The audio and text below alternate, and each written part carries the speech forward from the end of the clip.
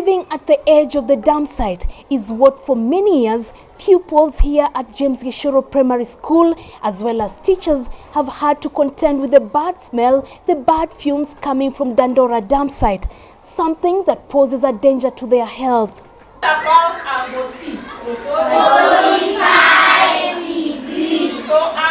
This is James Gishoro Primary School, a school neighboring the famous Dandora Dumpsite. And as we are told, the school is as old as the Dumpsite.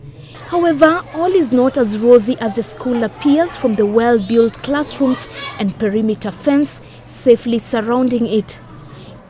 Here, school-going children attending the school are a sad lot. For their 8 years of study here, they have had to live with the bad smell and inhaling dangerous fumes emitted from the site every time garbage is dumped or burnt here. There are times, very early in the morning, that the school is filled with mist coming from the dump site. And when the children breathe in this mist and these mixed gases, it affects their health.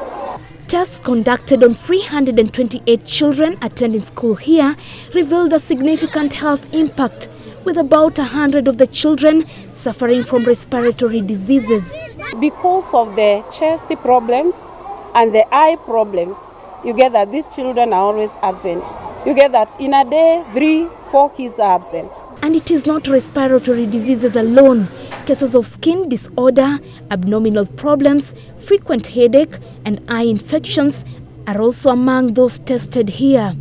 Health experts say the industrial poison, biological waste and metals all disposed there when emitted will produce dangerous chemicals such as carbon, lead and mercury, which in turn also damage the brain. We have an accumulation of lead in the soils around that region and mercury. And these are heavy metals that directly cause damage to the brain and to the nervous system, and they cause death. Teachers here say most of the afternoons when it is hot and a thick smoke emanates from the dump site, smoke will fill the air and students will be restless and fail to concentrate in class.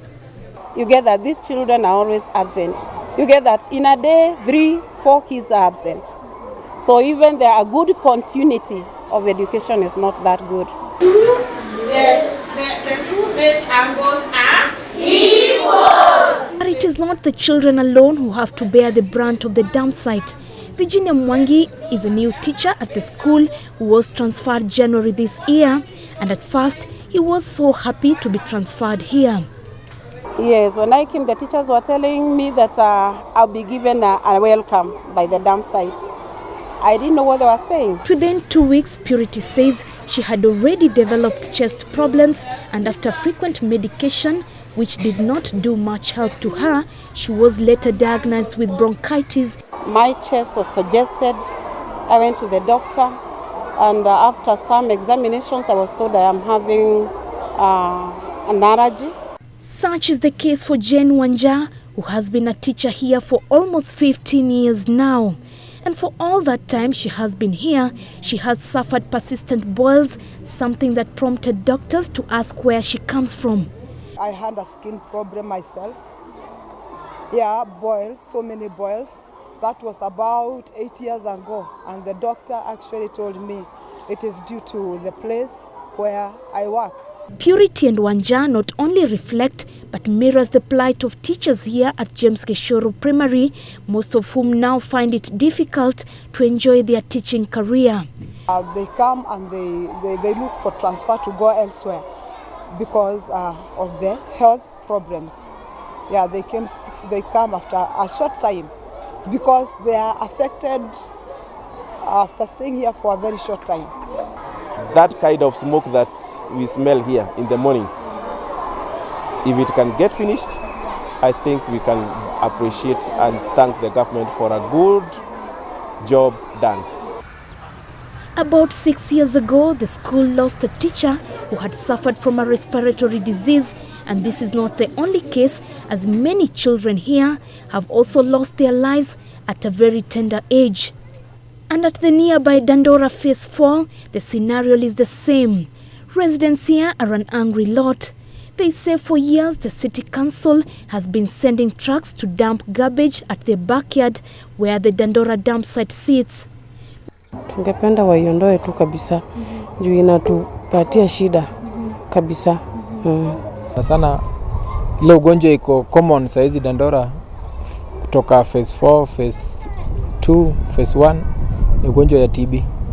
Na hiyo ndio ugonjwa iko common sana. Alafu ya pili kuna shida kama hizi za lungs.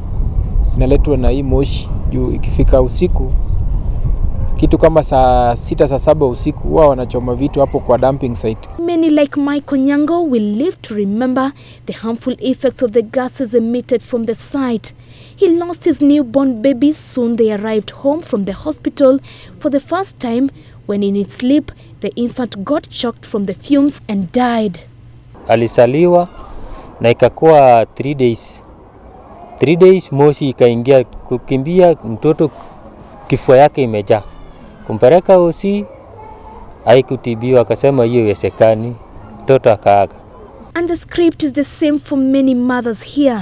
Stories of the health complications they have had to encounter courtesy of the Dandora Dumpsite. A recent medical report compiled at the Dandora Medical Center reveals shocking statistics. Of the 30,000 residents who visited the hospital this year, 40% were treated from respiratory diseases. Health experts now advise that a quick and lasting solution be taken as the situation is just a life bomb to the shortening of the life expectancy of residents of Dandora. Some of them will die, some of them will just experience decreased intelligence and decreased intellectual performance. It should not be there for one day longer. In fact, I hope this is a good lesson to everyone that you cannot have such a dump site near a residential area. It has to be several kilometers away from any residential area. While a section of the community here continues to protect what they term as the only last palm of their oil, it appears it is not only these young men and women benefiting alone, but even those sitting in the high and mighty seats of the various arms of government. This is a gold mine. People are making money in this place. The trucks are there. These are individual trucks ya watu. Wakisafirisha takataka wakipeleka, they are making money. So they are minting money. So it's a big company. It's an industry on its own. So when you are interfering with industry ya watu, you are prepared even to die. Join me in part 3 as I tell you where the problem is, who is the problem, and what solution lies ahead.